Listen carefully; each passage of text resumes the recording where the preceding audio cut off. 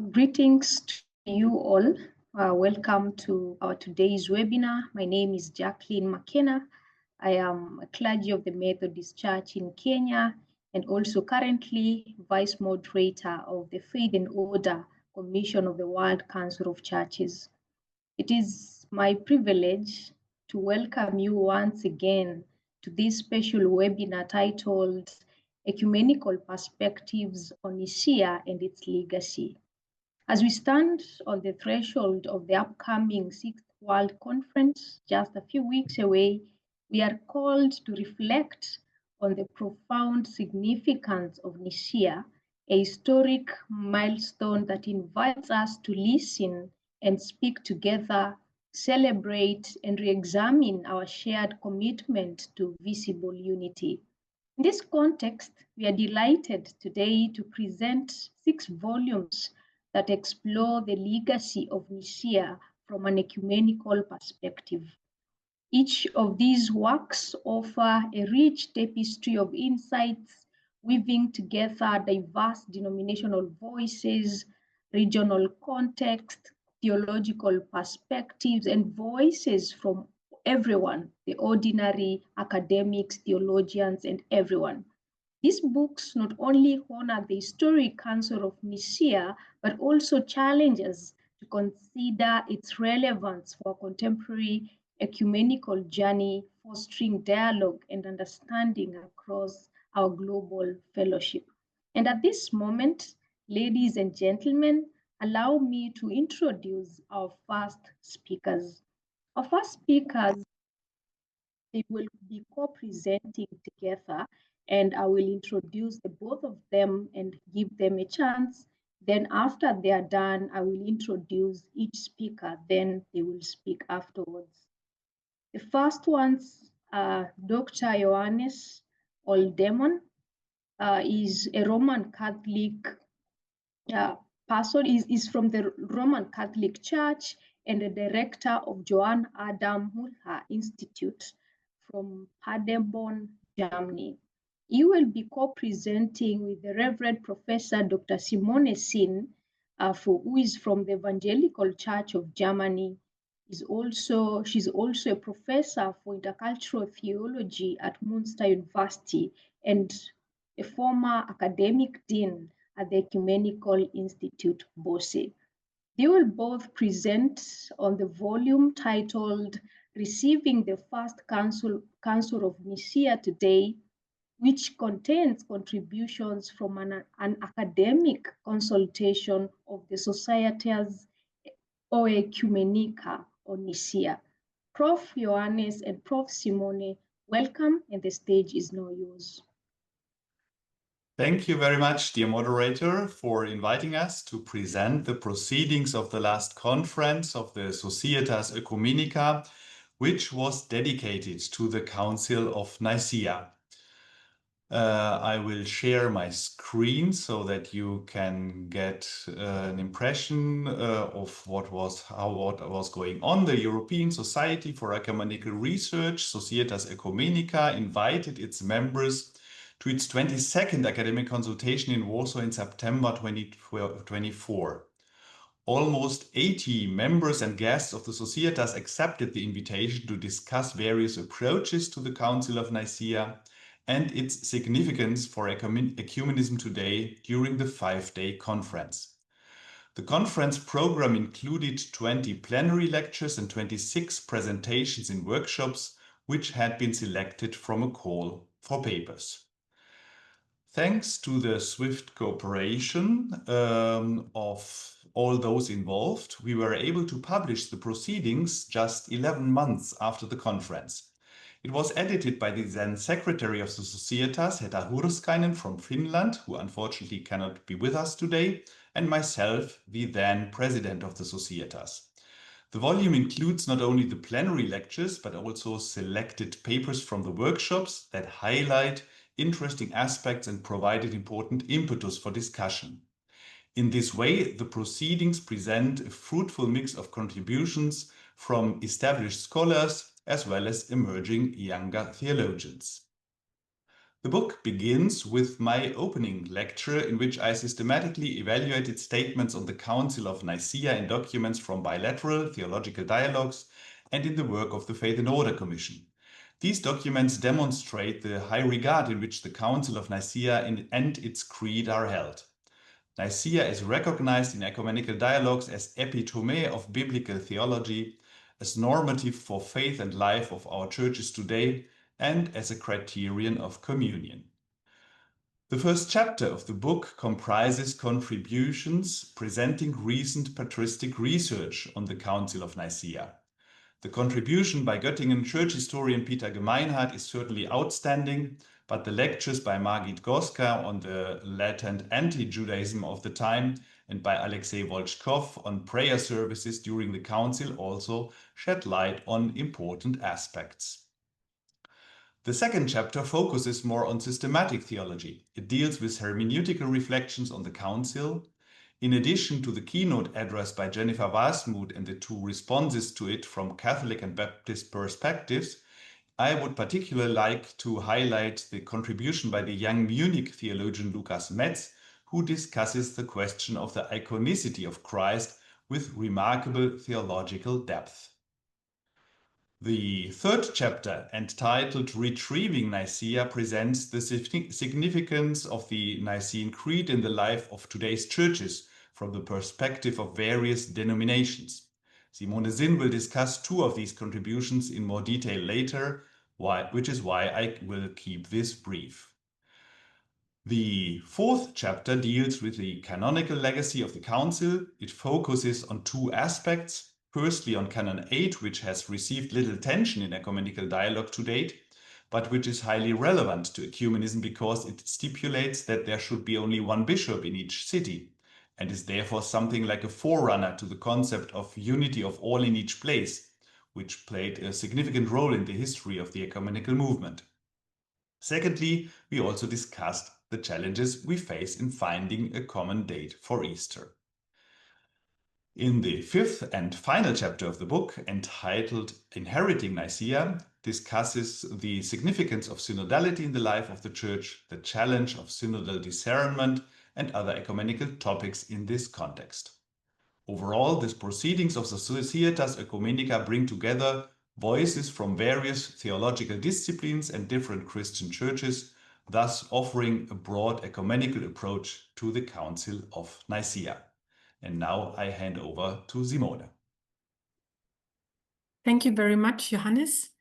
I will continue and just remind ourselves how we work in this Societas Ecumenica.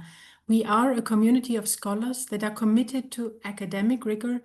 We have an ecclesial horizon and are deeply engaged in ecumenical learning. And it is in this context that we work together and discuss together. We connect not only individual scholars, but also ecumenical institutes and departments so that new projects can emerge. And thirdly, we are a platform where senior and emerging scholars meet, listen and speak, connect and foster ecumenical theological imagination. So we just want to underline that the book publication comes out of this context of joint ecumenical thinking and writing. Now I will go into details in three examples. One is the contribution of Joshua Searle from a Baptist perspective. He is a mission theologian teaching in Berlin, and I want to give you just an idea of his contribution by giving you a quote. He says, "The Baptist reception history of the Nicene Creed illuminates the ongoing dialogue between tradition and personal conviction, the communal dimension of faith, and the quest for doctrinal integrity in a diverse and pluralistic world. The Anabaptist critique challenges us to confront issues of institutional power, the embodied nature of faith, and the holistic representation of Christ's teaching within the context of creedal formulations." So you see here a young theologian coming from the so-called non-creedal tradition, engaging deeply and theologically with the creed. Now let us move to the next contribution that I would like to highlight. It's Sister Nathalie Beccard. She is the Undersecretary for the Synod of the Bishops. So she has been at the forefront of organizing this whole process in the Roman Catholic Church, and we were very glad that she came to our conference to talk about structures and processes of synodality today. Her article is a precise exposition of what has happened during the last few years in the Roman Catholic Church and what its theological and pastoral and also ecumenical underpinnings were. I want to highlight one quote from her text. She says, "Cultural integration plays a crucial role in synodal formation, especially in the context of a globalized world and a universal church. This aspect of formation focuses on developing cultural intelligence and sensitivity, understanding the impact of cultural factors on religious expression and interpretation, and learning to navigate cultural differences with respect and openness. It is particularly vital for a church striving to be truly Catholic while honoring local traditions and expressions of faith." From my perspective, as someone who teaches intercultural theology, I do believe that it is important to highlight the cultural dimension, but also to even be more challenging than to speak about respect and openness, but to really also see hegemonic processes between cultures. So I think there is still something to research, to examine in this direction. And thirdly, I want to highlight an article from an Armenian theologian, Haryutunan. He talks about the significance of the Nicene Creed in the life of the Armenian Apostolic Church. And he actually went through the history and showed how things developed. He says, summing up, Armenian Church has developed different versions of the initial creed or detailed confessions throughout the history with similar but not the same content and music. Nowadays, there are different breviaries in use, and some of them did not include anymore the Nicene Creed in their canons for baptism and wedding. Nevertheless, some clergymen and believers use other expanded or simplified texts about what we confess and believe in, instead of the original Nicene Constantinopolitan Creed. So I think this is just 3 snippets of this important volume that looks at both the history but also the contemporary understanding of the creed and of synodality. We will dive deeper into this book in the book launch that we planned for 13th of October, and this is just a brief invitation that you may join us for that webinar. We will have 2 reviewers, Stephanie Dietrich and Peter de May, who have not been part at the consultation, but who will now review the book. So please check out the link and join us for the 13th of October. But most of all, we would like to also mention our next academic consultation in Utrecht in August 2026. Then we will focus on the topic Churches in the Midst of Polarization. Thank you very much for your attention. Thank you very much, Professor Ioannis and Professor Simone, for the wonderful presentation of the intergenerational volume on Nicaea. Questions will come afterwards, after all the panelists have presented. Our next panelist is the Reverend Professor Dr. Robbie Waddell.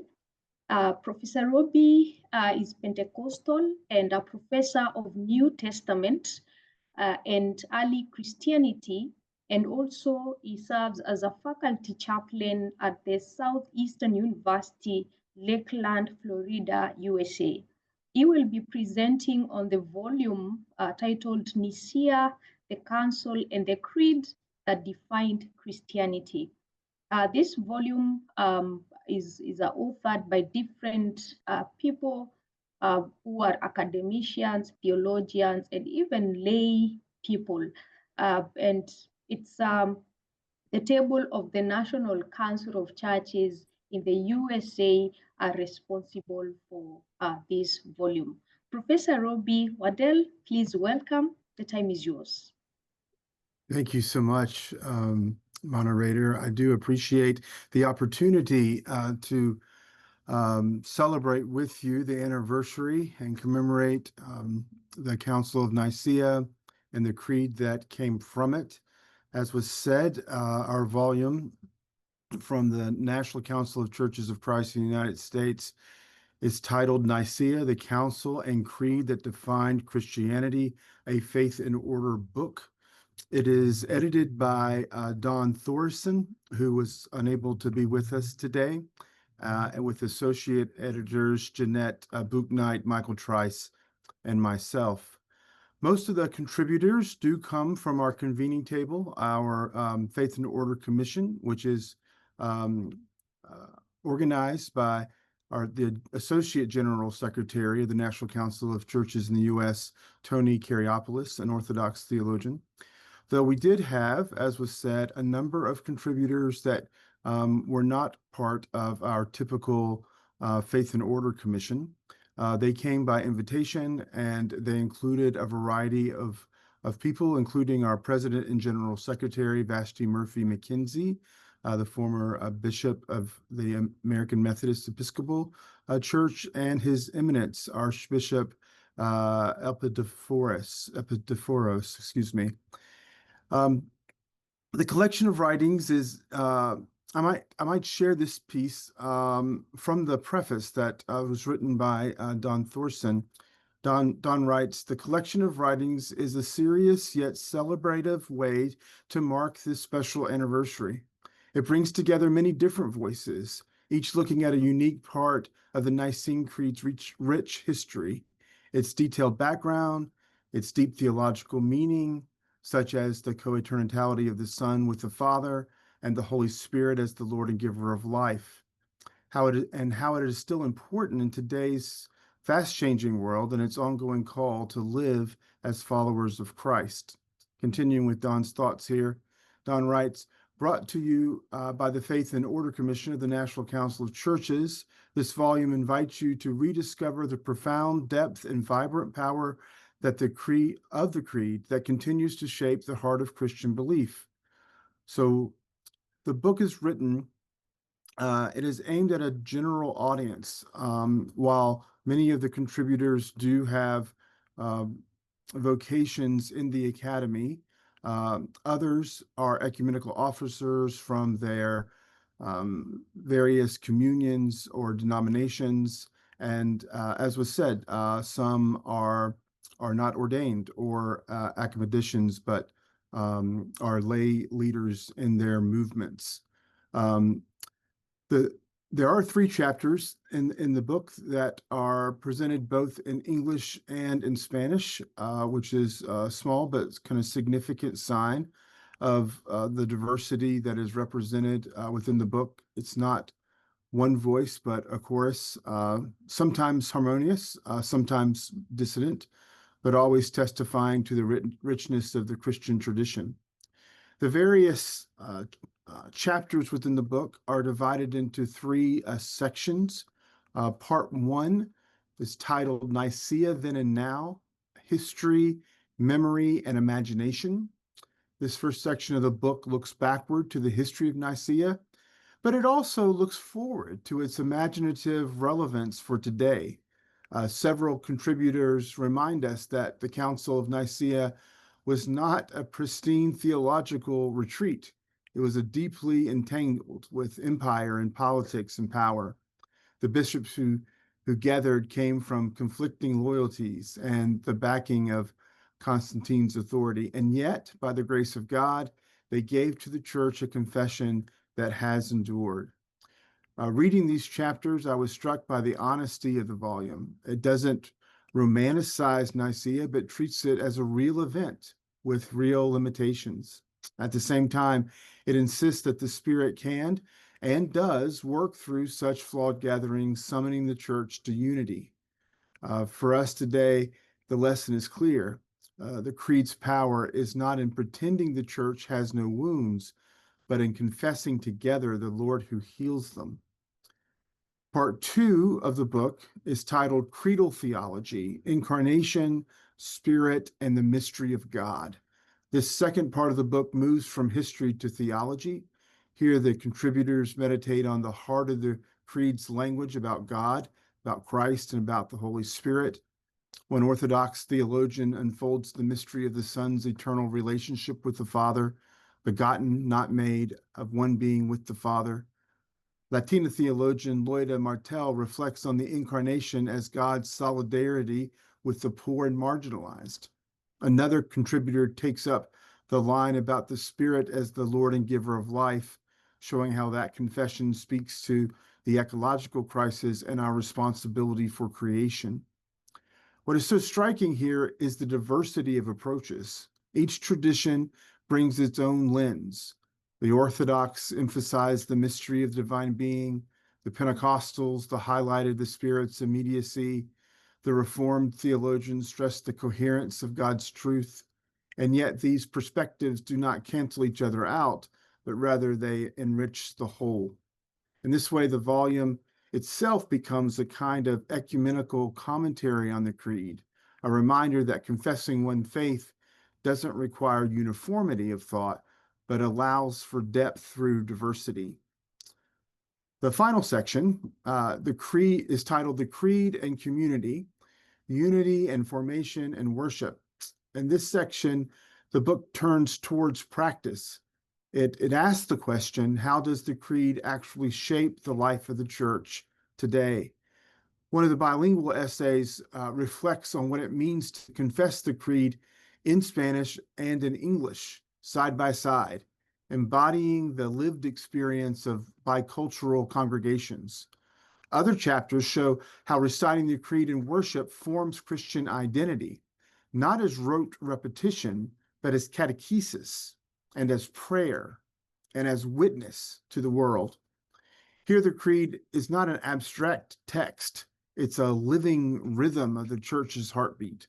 Week by week, century after century, Christians stand and say together, we believe. That act of common confession is itself an act of unity. As Bishop Elizabeth Eaton writes in the book's foreword, she is the former presiding bishop of her denomination. She says this anniversary is not only a movement to look back, but a moment to renew our vocation to visible unity. The Nicene Creed is, in fact, the most ecumenical document the church has. It is the one text that the Orthodox, the Catholics, the Anglicans, the Protestants, the Pentecostals, and other Christians all continue to adhere to.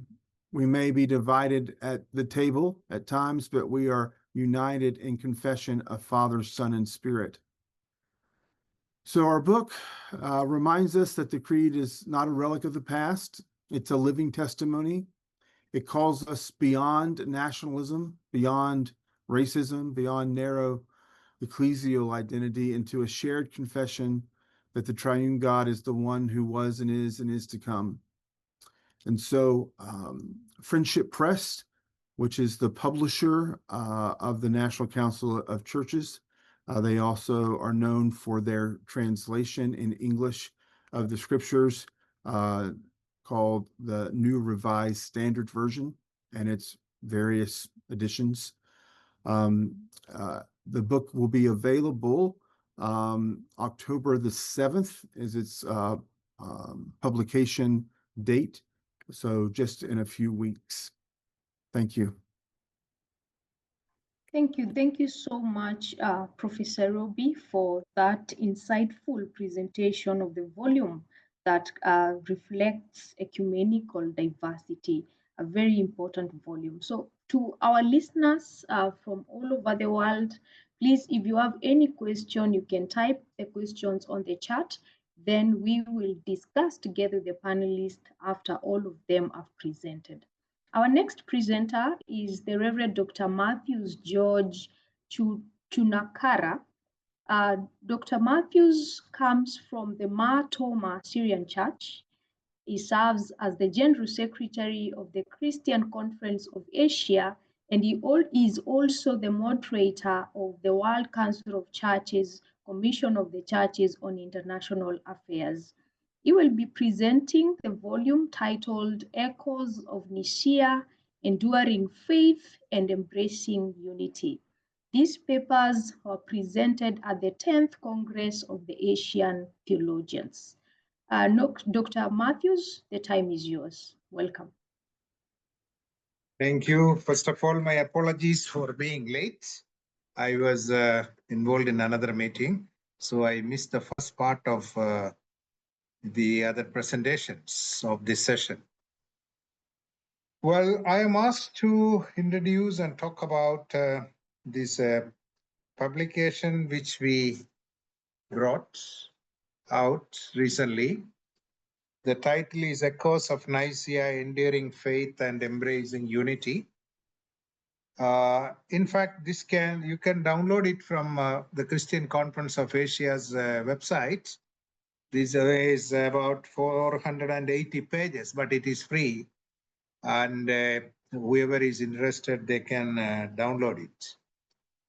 Well, before I talk about the content of this book, let me also very briefly mention about the Congress of Asian Theologians. The Congress of Asian Theologians is actually an initiative of the Christian Conference of Asia, which happens once every 3 years. And the last Congress of Asian Theologians, this is the Summit of the Asian Theologians, was held in October 2024 in Kuala Lumpur, Malaysia. There, the theme of last Congress of Asian Theologians was on Echoes of Nicaea, Enduring Faith and Embracing Unity. There were about 120 Asian theologians gathered there, mainly to reflect about the Nicaea and enduring faith and embracing unity. And this was the broader theme. At the same time, there were 3 sub-themes also. Those sub-themes were ecclesial synchrony, oneness in faith, witness and witness. Then biocentric solidarity, covenantal bond for cosmic wholeness. And the third one was cybergenic synergy, envisioning humanity and digital wellness within the broader context of unity. While initiating and organizing the 10th Congress of Asian Theologians, the Christian Conference of Asia provided the opportunity for more than these 100 Asian theologians to come together in a common platform. They all came from a different backgrounds, diverse background. They were from CCA member churches as well as WCC member churches. And almost all 13 WCC confessional families were represented. Along with them, the Roman Catholic Church theologians and also evangelical theologians as well as Pentecostals were also present at the 10th Congress, where they were collectively reflecting on the theme of on Nicaea, Echoes of Nicaea, enduring faith and embracing unity.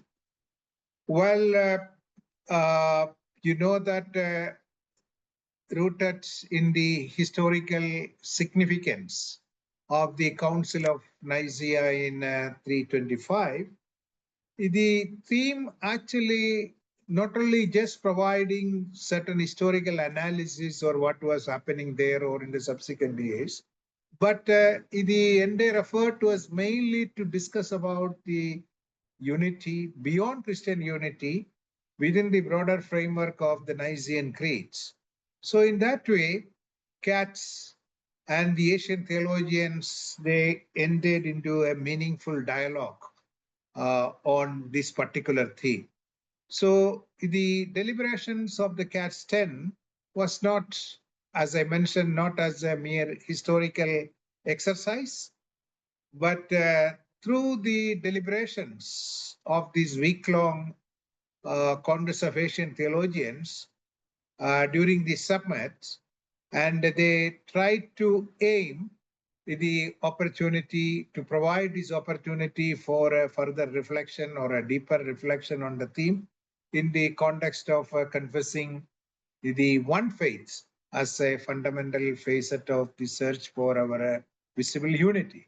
It was also an occasion for identifying the emerging parameters while being engaged in affirming the faith in the contemporary world as it is confessed in the Nicene Creed. And most of this analysis took place within the Asian context and also trying to respond from Asian contextual realities.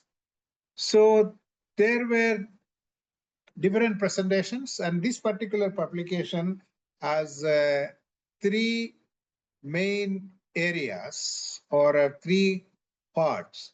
And the first part of this publication, in which the articles included or papers included here are actually starting with the inaugural address of the Congress of Asian Theologians by the General Secretary of the World Council of Churches, and also the reflection on the commemoration of the 1700th anniversary from an Asian perspective, and a commemorative address delivered by Cardinal Francis Sebastian, who is actually one of the officers of the Federation of Asian Catholic Bishops' Conferences, and then several benedictory addresses by heads of churches, mainly reflecting on Nicene Creed and also the relevance of observing it or commemorating it, the 1700th anniversary. That also, the text of their presentations also are included here. And then the second part, which contains addresses delivered in thematic plenary sessions, starting with a thematic keynote address, and also another 10 presentations on different aspects of the main theme and these three sub-themes which I mentioned. And part 3 of this volume contains papers presented at different interactive sessions during these week-long deliberations. Altogether, 21 papers presented during these week-long events, and all those topics also, or all those papers on various themes related to Nicaea and its relevant in the contemporary context are included in this particular publication. This much I can say at the outset. Again, I encourage all of you to download it and then avail the opportunity to use these resources. And we considered, and also we have received feedback from many of our constituencies from different parts of Asia, whoever received it, and very well appreciated, and they realized and they found that this is a valuable resource for them to understand on this particular theme, Echoes of Nicaea, Enduring Faith and Embracing Unity. Thank you. Thank you. Thank you so much, Dr. Matthews, for that compelling presentation on the great volume from the Asian context and perspective. That was wonderful. Our next presenter or panelist would be the Reverend Professor Dr. Benjamin Simon, who comes from the Evangelical Church in Germany and is the immediate former academic dean of the Ecumenical Institute Bose. And from October this year onwards, he will be serving as the chair for intercultural theology at Lausanne University and also director of DM exchanges at Mission. Professor Benjamin will be presenting the volume titled Nicaea 2025, Exploring the Council's Ecumenical Significance Today. As this volume is taken from papers presented at the 2024 Conference on Nicaea that happened at the Ecumenical Institute, Bose. Professor Benjamin, welcome, and the time is yours. Thank you so very much, Madam Moderator. Dear colleagues, dear listeners, good morning, good afternoon, and good evening. it is my great joy and honor to present to you a book which is still in the making. However, it will be a must-read if you are interested in the reception of the Nicaea Council in different contexts of today. I'm talking, as you have heard already, about the conference volume with the title Towards Nicaea 2025, Exploring the Council's Ecumenical Significance Today, edited by my WCC colleagues Octavian Vasile Mihok, Andrzej Jeftic, and Ani Gazarian-Rissi, and myself, Benjamin Simon. The editorial team is nearly done with its work. We hope that the book will be published in a month, latest 2 months from now on, and that the book launch can take place at the 6th World Conference of Faith and Order, taking place next month in the Wadi al-Najrun in Egypt. So this is still our hope, and as Christians, we continue hoping. The International and Ecumenical Hybrid Conference with the same title took place at Bosse Ecumenical Institutes last year from the 4th to the 8th of November. We had over 100 participants with some 60 presentations. The students of Bosse Ecumenical Institutes of the academic year 24-25 were actively involved with different responsibilities like moderation of sessions, technical support, and for sure also active contributions to the panels. The conference was a joint venture between Bosse Ecumenical Institute and the Secretariat of Faith and Order at the World Council of Churches. As you would all agree, the Council of Nicaea remains a foundational event in Christian history, shaping theological discourses, ecclesial identity, and ecumenical engagement across centuries. This volume, Towards Nicaea 2025, exploring the Council's ecumenical significance today, brings together the voices of emerging young scholars, as well as established, well-known scholars from diverse Christian traditions. Nearly all families of the World Council of Churches, member churches, are represented in the different presenters.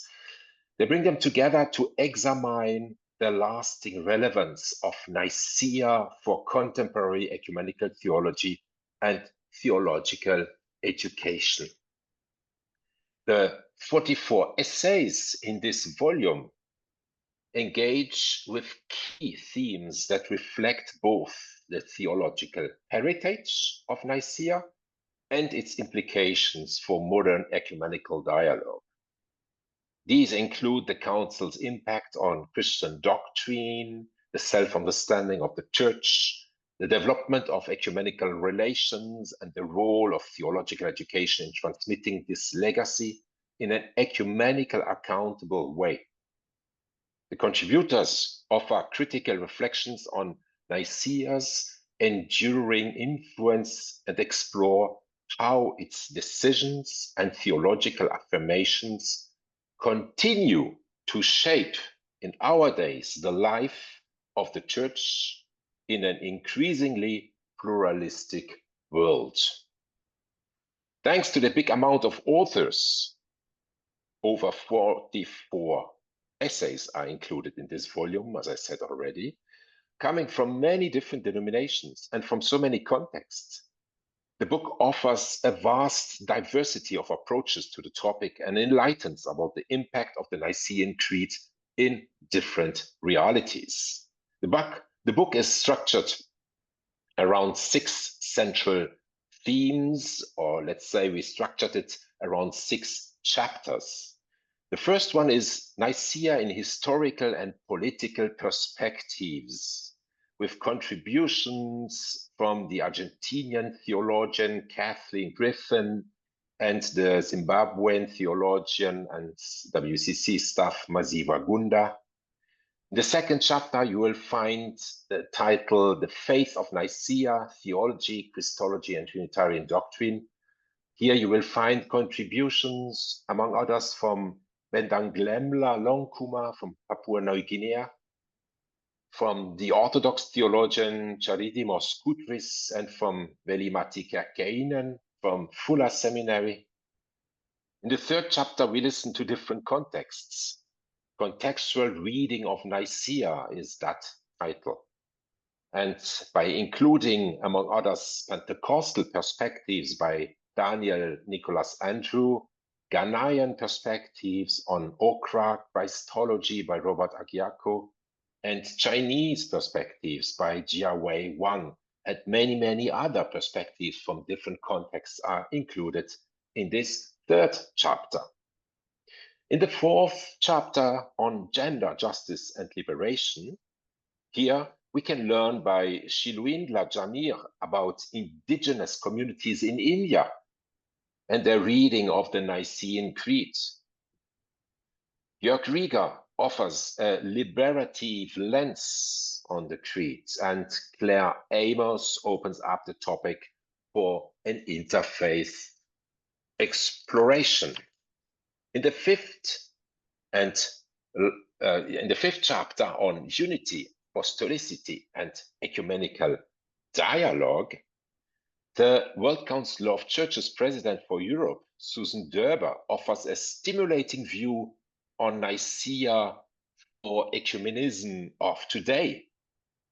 Zipporah Mwaura from Kenya offers a perspective towards ecumenical pedagogy, and the Pentecostal theologian Harold Hunter is contrasting Pentecostal models of apostolicity. Chapter 6, the last one, is on liturgy, worship, and ecology. Here, Ingrid Nilsson, a young theologian from Sweden, offers a rereading the book of nature through the Nicene Creed. And Neil Preza, among others from the US, offers a liturgical reassessment. Dear colleagues, I hope that you will agree with me that this volume offers fresh perspectives on the ways in which the Council's theological and ecclesiological insights can foster contemporary Christian unity. The discussions within these pages highlight common ground among Christian traditions, while also acknowledging the challenges and opportunities that remain the quest for greater ecumenical collaboration. It is our hope that this volume will inspire renewed engagement with Nicaea's theological legacy and will encourage deeper dialogue among Christians of different traditions, ultimately fostering a spirit of unity and of mutual understanding. In a world marked by increasing religious fragmentation and doctrinal divisions, the themes explored in this volume highlight Nicaea's potential as a unifying reference point for Christian identity and cooperation. Most welcome to download this wonderful book with over 40 articles as soon as it is published on the website of the World Council of Churches as a PDF document, as usual with WCC publications for free. Thank you very much. Thank you so much, Professor Benjamin, for that remarkable presentation on that very meaningful volume that is coming up. Our next thank you. Our next panelist is Dr. Mutale Kaunda. And Dr. Mutale is Pentecostal, and she serves as a postdoctoral researcher at the Oxford Center for Mission Studies. Dr. Mutale will be presenting on the volume titled Remembering and Reimagining the Presence of Women at Nicaea and Beyond. This volume is published in the International Review of Mission. It's volume 114, issue 1. Dr. Mutale, the time is yours and welcome. Thank you so very much, Jack, and thank you to my colleagues that have gone before me. It's really exciting to be here, and it's just unfortunate that I will have to present and almost immediately have to leave because I'm also at a staff meeting where I'm supposed to be presenting something. Just to start off, throughout history, women's voices have frequently been marginalized or excluded from formal decision-making processes. At the Council of Nicaea, women were not simply silenced, they were almost entirely absent from the official proceedings. Even though we understand that the gathering was not about gender issues. As though unaffected by the Arian controversy, which was largely the reason for the council convening. Nevertheless, as active members of the early church, women undoubtedly held theological convictions. They were affected by what affected the church, and they had opinions and perspectives concerning the divinity of Christ. Had the women been invited to officially participate in the council, their contributions would have most likely enriched the theological discourse of the period and in turn shaped the trajectory of Christian theology as it is understood today. Now, women were not at the Council of Nicaea because it was a formal gathering of male bishops, reflecting a historical and theological context where women were not considered ordained clergy or eligible for official participation in such ecclesiastical assemblies. While women played supporting and influential, though indirect roles in the early Christianity, they were excluded or not considered to be formal participants in the council gathering. That said, the International Review of Mission Journal issue on women at Nicaea has been published since the 28th of July 2025. The title of the issue was deliberate, remembering and reimagining the presence of women beyond Nicaea. I will speak a little bit about the remembering aspect, that is membering and reimagining the presence of women beyond Nicaea.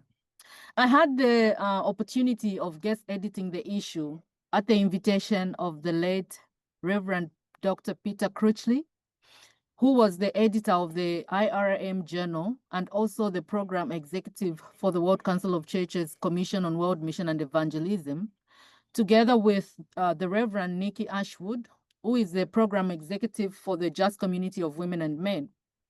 But also during the process of going through abstracts, Dr. Andre Yeftik, I just learned how to pronounce that name from Dr. Benjamin just now, Dr. Andre Yeftich, I think, who is the director of Commission on Faith and Order, was quite instrumental during the process of us reviewing and selecting of abstracts that would be considered for publication in the IRM issue. And when Peter could not carry on with the work of the IRM due to health, he introduced me to Dr. Stephen Brown, and in his absence, Peter's absence, that is, the editor of the Ecumenical Review and the coordinator for the World Council of Churches Journals, Dr. Stephen Brown, provided dedicated support in the production of this issue. Now, going back to the title of the IRM issue on women. In this issue, remembering has been employed not as traditional historiography, but rather as a commemorative feminist mode of inquiry into the past. This approach does not claim neutrality. Instead, it embraces an imaginative observation that seeks to amplify the significance of what has been overlooked. In this case, the possibility that women's voices may have been communicated at the council through the male bishops who had female relatives and families. The bishops that were in the council had sisters, they had mothers, they had cousins, and so on, whom they may have had conversations with around the divinity of Christ and the issues that would be discussed probably at the council. And so our understanding is that those voices were not overtly, not explicitly, but they were included in the conversations at Nicaea. In this sense, remembering constitutes a way of engaging the past from the standpoint of the present, daring to imagine the Council of Nicaea as it might have been if the contemporary struggle for gender justice had shaped its proceedings. Such an endeavor may be understood as decolonial clearing, as Martin Heidegger would have articulated. This would be a reconfiguration of the past that acknowledges what could have emerged had gender justice been integral to the process. This approach is significant because, as Gordon Kaufman reminds us, theology is fundamentally the work of imagination, and accordingly, remembering in this case becomes a theological act of reimagining Nicaea as a gendered space. Having said that, the articles in the issue explored the presence of women at the council. It is understood not only as their presence, the women's presence at the council is not understood not only as physical proximity, but as the expansive influence and relational engagement, as I've explained, in relation to the bishops that were present at the council. This issue of the IRM further explores the historical exclusion of women from significant theological events and the historical legacies of ecclesiastical exclusion of women, which has implications for the various ways in which women continue to be excluded from religious spaces and sometimes leadership roles. The IRM issue has 8 articles, and the authors that are featured in this issue have written from various perspectives of gender and other contemporary emphases, such as the Council of Nicaea and perspectives of disabilities, the implications of Nicaea for apostolicity, inclusive Christianity, and the call to transformative mission and the indigenous perspectives. Just to break down a few, well, there are a few, there are just 8. So one of the articles in this issue offers a rediscovery of the Nicene Creed from a feminist standpoint. This article reveals the subversive potential of the original creed, despite its entanglement in patriarchal critiques. The argument of this article is that, and I quote, within the theology that is expressed in words at Nicaea is a profoundly subversive emphasis on incarnation and birth, an understanding of salvation that is for all humankind, indeed for all creation, and one that advocates life in all its fullness, end quote. The implication of the incarnation and birth of Christ brings women into sharp focus within the context of the Nicene Creed. However, the creed is not a static or closed system of knowledge. It is rather a living document, open to ongoing interpretation and engagement, much like the Bible. So throughout history, the Bible has been examined in relation to various societal issues. And that's how this this article has looked at the Nicene Creed. Another article assesses the lived experiences of the councils of churches in Africa, particularly how the outcomes of the Council of Nicaea has influenced the gender posture within the All Africa Conference of Churches and its member churches in Southern Africa. And the next article discusses the inclusion of people with disabilities, and yet grapples with the question of whether the presence of bishops with disabilities at the Council of Nicaea can really be said to signify the inclusion of persons with disabilities, because the author argues that the bishops at Nicaea encountered their disabilities through persecution while they were already bishops. And so the question continues to be grappled with within this article. The other article shows how the ecumenical movement has included Pan-African women in its leadership roles, even though historically and at the Nicene Council, women were not physically present. This article uses the diaconal ordination of 2 women of African descent, one Zimbabwean and the other from the United States, as a starting point. The next article employs Christian and non-Christian sources to show the presence of women at the Council of Nicaea, especially Emperor Constantine's stepsister, as having played a key role in the Nicene proceedings. And this talks about the presence of women in full force. The next article discusses the Council of Nicaea from an indigenous woman's perspective, noting that there are lessons to be learned from the Council of Nicaea. The author argues that the historical exclusion of indigenous women from ecclesiastical positions is embedded in the historical events like this Nicene Council. And so she argues that even though these were not the reasons for meeting at the council, but the fact that women were not included formally in the conversations has left a legacy that has gone on for decades. Further, another article raises the issue of the silent presence of women at the Council of Nicaea, which has continued in religious spaces up to the present time. Women continue to seek recognition and fight for space at the center of critical church decision-making processes. And similarly, the last article of the issue has argued that the Council's failure to recognize the importance of women, to engage women in its critical theological contemplations, has influenced the marginalization of women that persists in religious circles up to this time. So the IRM issue on women beyond Nicaea went beyond merely acknowledging women's absence and subtle presence. It explored the indirect yet critical destabilization of patriarchal structures that occurred. Male bishops who may have been aware of the concerns and needs of women often spoke on their behalf. This dynamic reflected the cultural norms of the time, where women's perspectives were represented by men in various public spheres. However, in contemporary society, it is imperative that women have been given the platform to speak for themselves. While it was once deemed unacceptable for men to represent women, today's women have fought for and have earned the right to be heard directly. So the Nicene Council convening without women gives a glimpse into the experiences of women at the time, and we reimagined the presence of women at the council. So thank you so much. The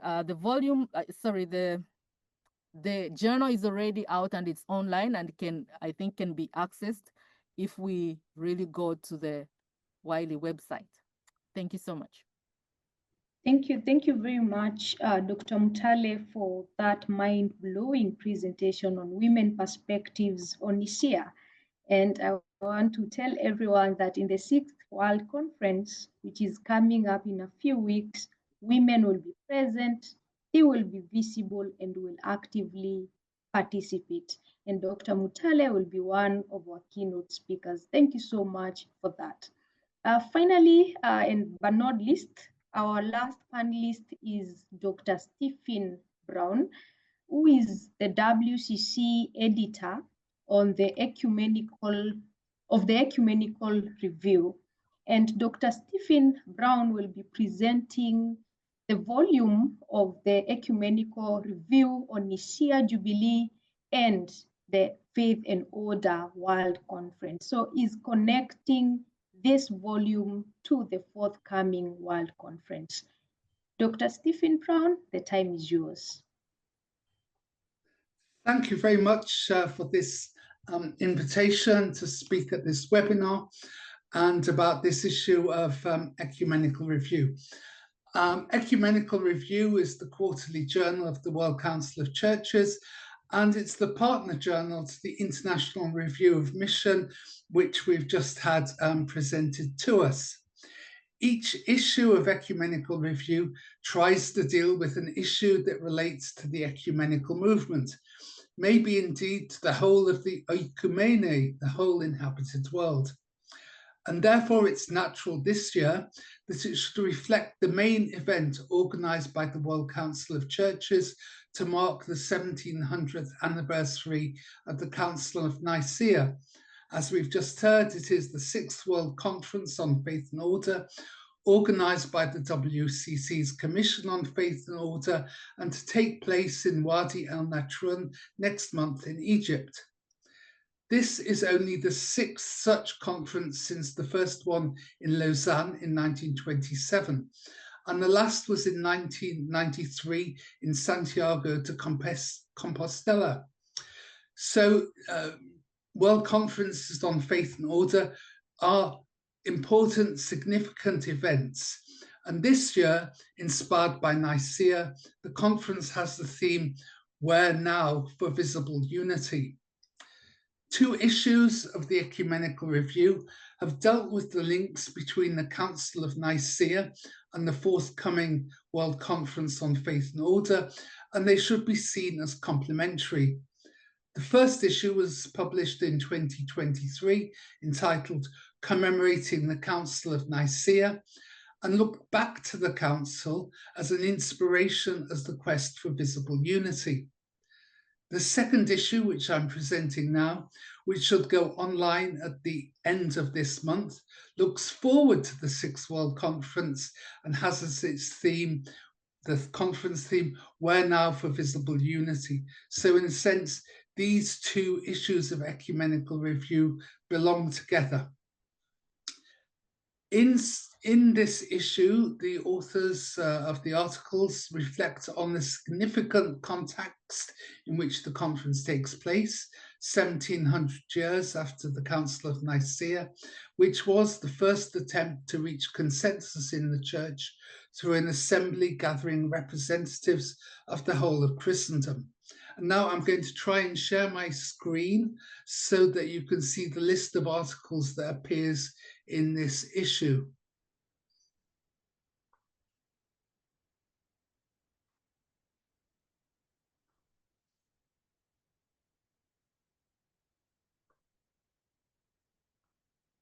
Wow.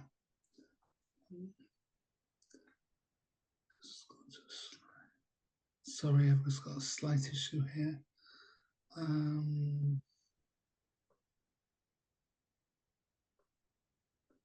Okay. I'm trying to work out how to expand the screen and have my document at the same time. My excuses. Not sure I can.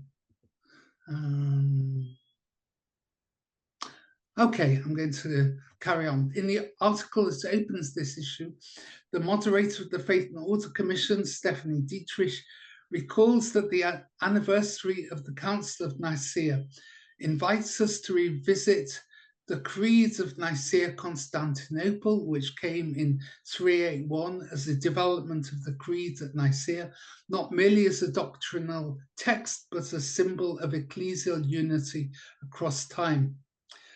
Johannes Elderman, who is one we've seen today already, responds to the question posed by the conference theme with his own question: what kind of unity should the ecumenical movement seek? His own answer is that the ecumenical movement should seek a unity that takes concrete steps in the form of gradual church communion on the basis of 4 main pillars: faith, prayer, witness, and communion, corresponding to the 4 marks of the church: martyria, liturgia, diaconia, and koinonia. One starting point on this path to visible unity, he suggests, might be common reflection on baptismal ecclesiology, also the subject of 2 of the other articles in this issue by John Meindorf and Antje Jacqueline respectively. What, in fact, does it mean to say with the creed, we confess one baptism? For Jacqueline, the former Lutheran Archbishop of Sweden, the solidarity of all the baptized would ideally be a liberating equalizer with and between churches, all one in Christ Jesus, reference to Galatians. However, the all one in Christ Jesus language can be used, she says, in a colonial toolbox to justify the abolition of diversity, equality, and inclusion. Baptismal ecclesiology therefore has a role to play in the necessary efforts to, I quote, decolonize our ways of reading scripture in the world, of being church, and of being humans exercising citizenship. It is precisely the imperial context of the Council of Nicaea, which gathered under the patronage of the Emperor Constantine, that is the focus of the article by Andrew Suderman, who offers a Mennonite perspective on the Nicene Creed and the council which led, he writes, to the emergence of Christendom as the union of the church with empire and state.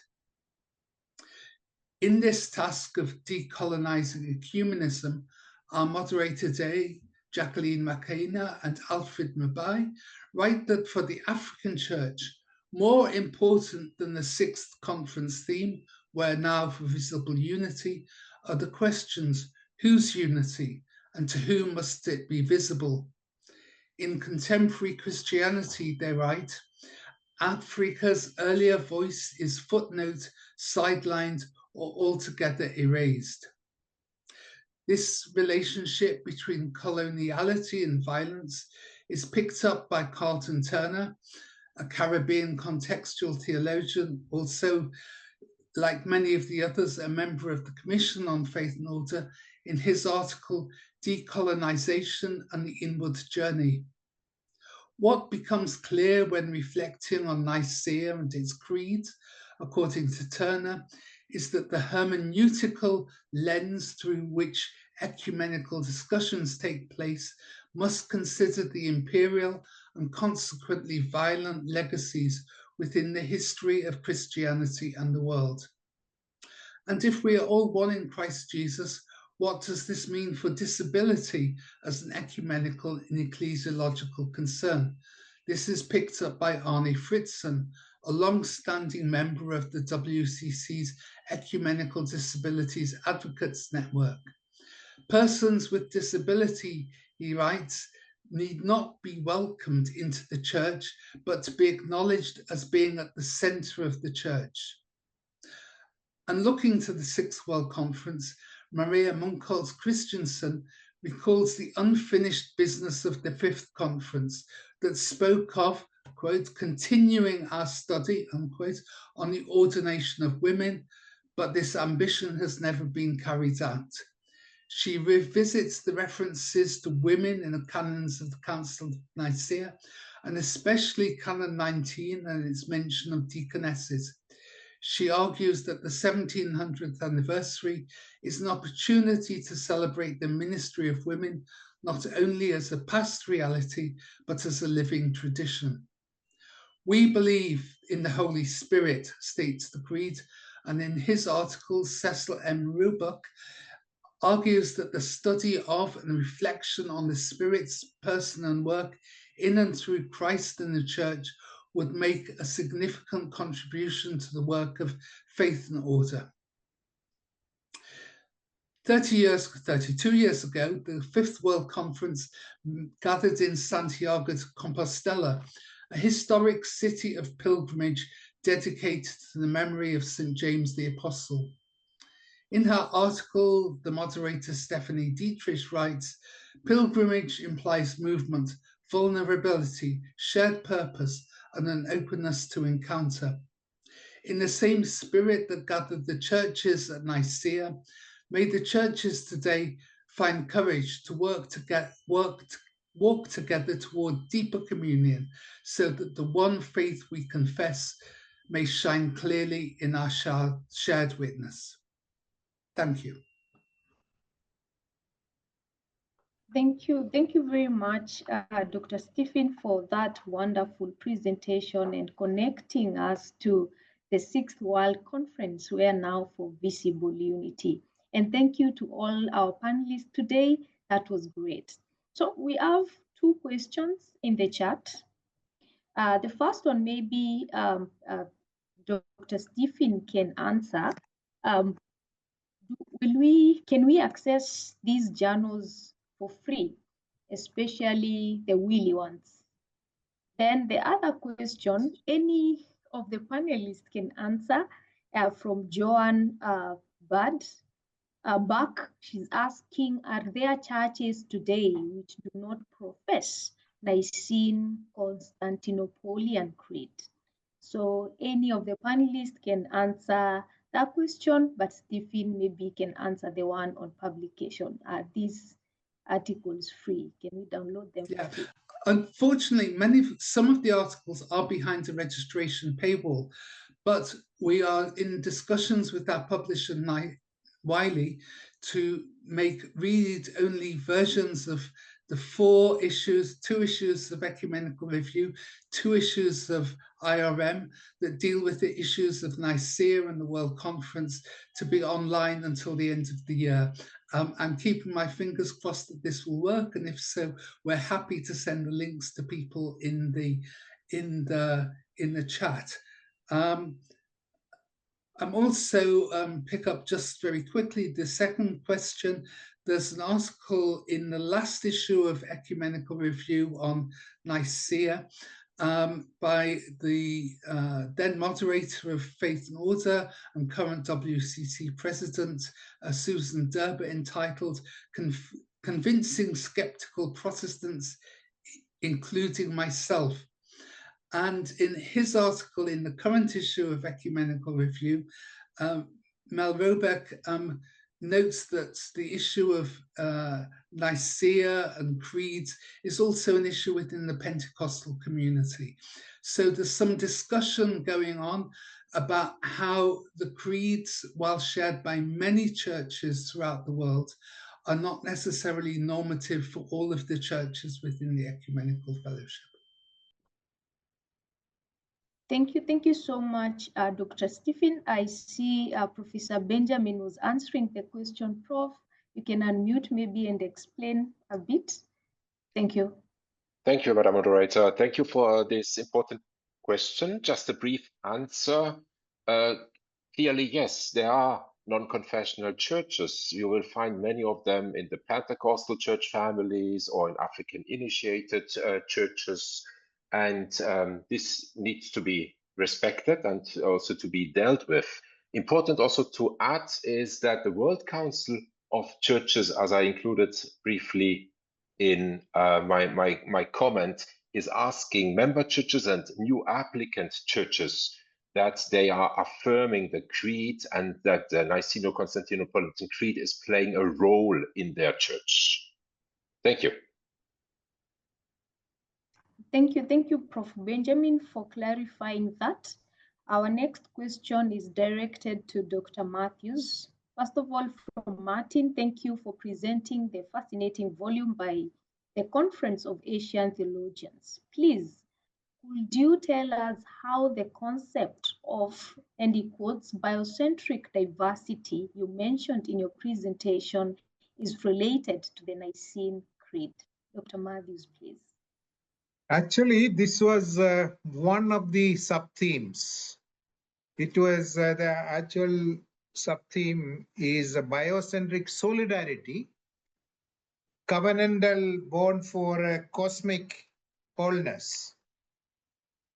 Then in a way that this particular sub-theme was trying to identify specific issues and a specific context from Asian perspectives, by way of expanding beyond human-centric perspectives.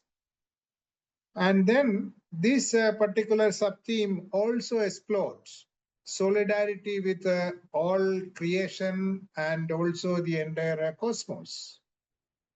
Then it highlighted the interconnectedness and the covenantal bonds that binds humanity with the entire ecological system, advocating for governance and care for the earth as an intrinsic aspect. And also, the question is that how it relates with the Nicene Creed. Then, of course, this was actually articulated from the perspective embodying the sacred cosmic solidarity in two specific context, from Indonesian context, and also the biocentric ministry and the significance in the Korean context, the significance of Nicene Creed in the Korean context. So, well, this has been elaborated very much in a theological perspective and also at the contemporary situational context, mainly based on some of these emerging ecological concerns. And then, of course, the all cosmic wholeness, when it was said that how this biocentric solidarity can be expressed with all creation and the entire cosmos. Thank you, Dr. Matthews, for that elaborate answer. Another question from Reverend Jabba comes, and any of the panelists can answer this. The Nicene Creed was used as a tool to stabilize the imperial balance by addressing the heresies that arose from within the church itself. Today, in the face of digital imperialism shaped by social media and algorithms, how can we stabilize both the church and society? Any of the panelists can answer this. Prof. Simone, maybe you can start. Thank you. Yes, thank you very much. I think this is quite a provocative question with a nice twist, because it argues that there is a stabilization going on, and I do think that's right in Nicaea, in relation to dealing with heresies. Now, the question is whether the hegemony that is now kind of a strong reality in the digital age, whether the response to that should be stabilization or whether the response should be different. I strongly believe that the agency of people is key. And so I would kind of slightly reframe the question and ask what would strengthen the agency of people, not to stabilize the systems of church and society, but I think the confrontation towards the hegemony that actually takes place needs to be by stabilizing the agency of people and by enabling people to be in solidarity to confront these hegemonic powers. Thank you so much, Prof, for answering that. The other panelists might comment maybe later in a few minutes after Dr. Robbie Waddell answers this. Please, from Johannes, please write the title and editor of the volume you presented into the chat. Aha, that wasn't really a question. Then is there another question? There's none. So before we conclude, we have about 13 minutes to the end of our webinar today. I'll give 2 minutes to each panelist to give their parting shot. We begin with Professor Johannes.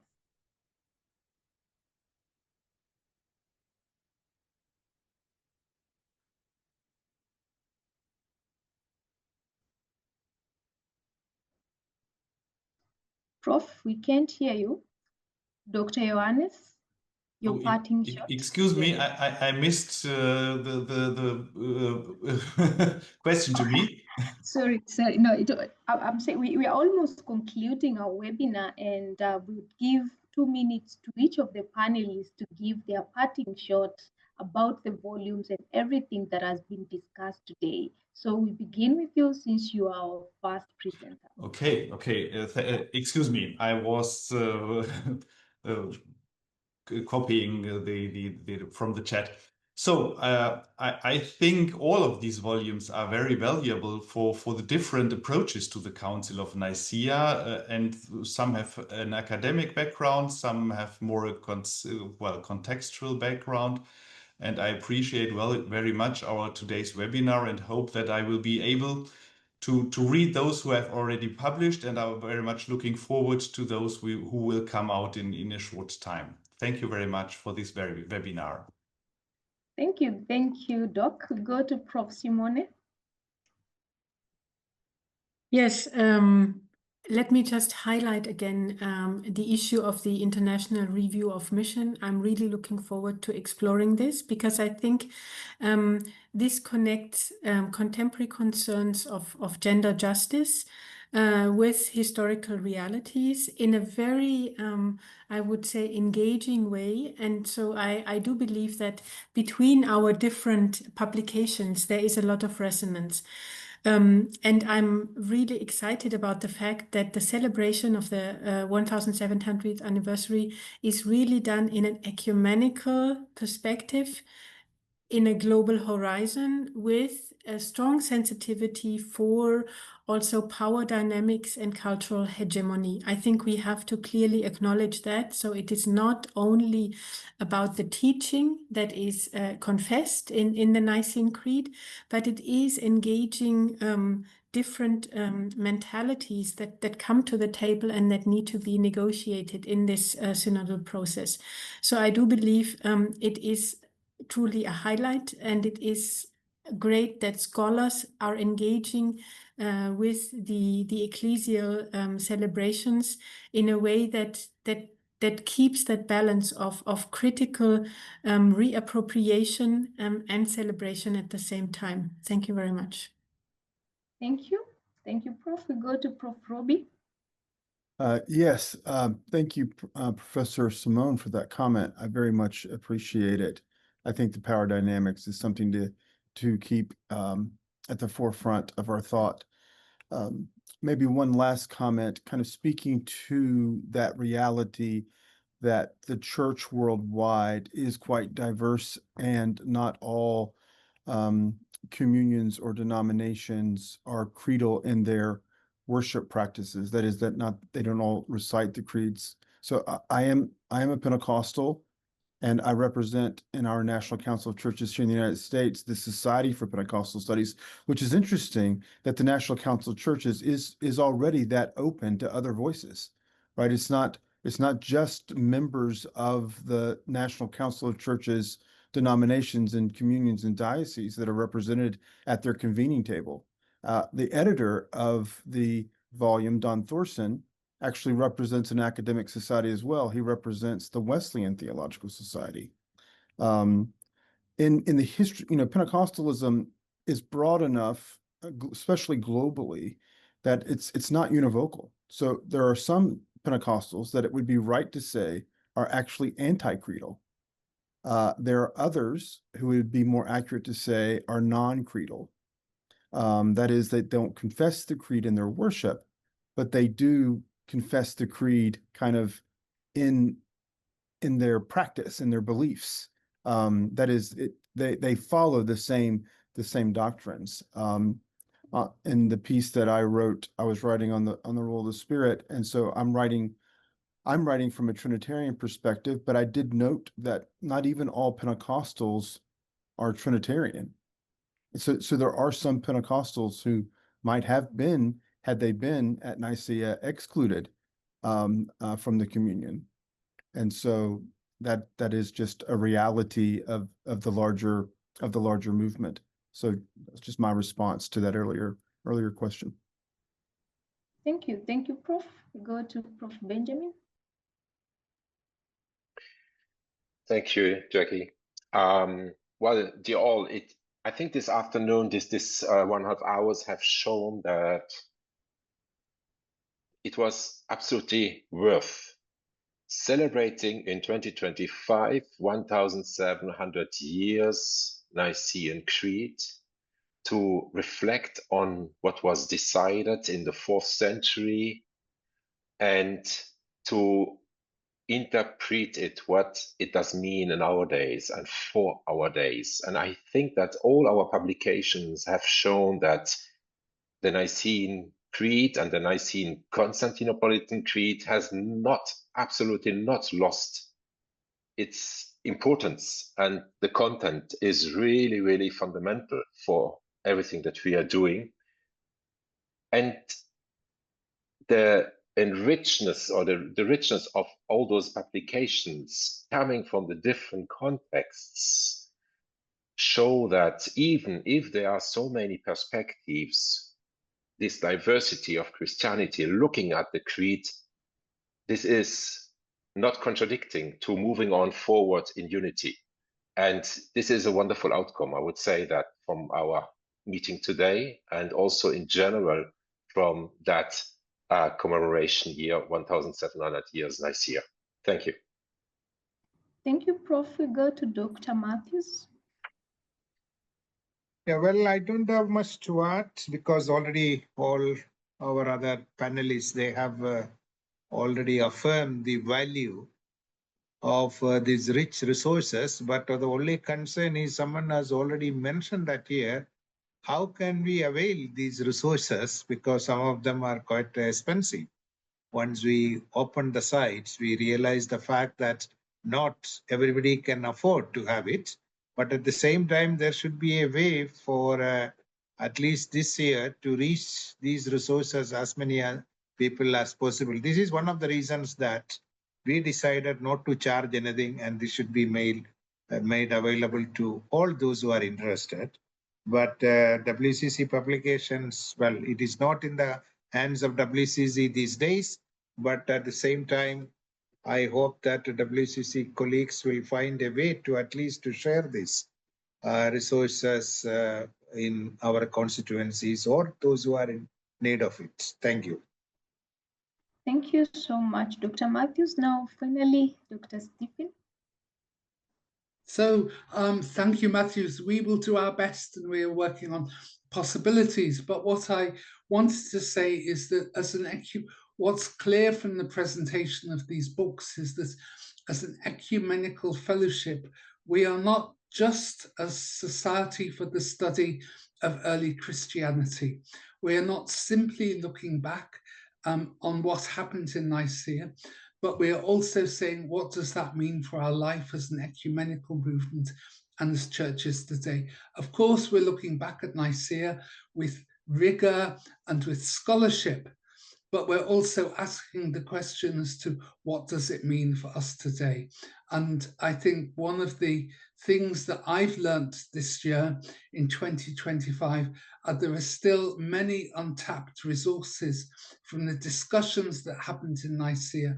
Not to say that we necessarily need to hold up Nicaea as being the sole example. Some of the conflicts that took place in Nicaea are conflicts we need to reflect on also today.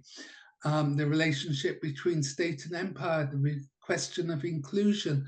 But I think that for us, my takeaway from this year is building this bridge between the Council of Nicaea 1700 years ago and the questions that move us today. So I'd be really happy to continue the discussion about issues around digital imperialism shaped by social media and algorithms. What does that mean for our confessional and conciliar life as churches today? So thank you very much. I've learned a lot and it's been a great experience. Wonderful. Thank you so much, everyone. First of all, to the panelists for the wonderful job, to all our listeners for listening actively, engaging actively, for all your questions and clarifications and points of inquiry. Also, special thanks to the World Council of Churches, especially the Faith and Order Secretariat for organizing this. We are eternally grateful. Thank you, everyone, and enjoy your evening, afternoon, morning, night. Thank you. See you. This is the end of our webinar. Thank you. Thank you. Everyone. Bye-bye. Thank you.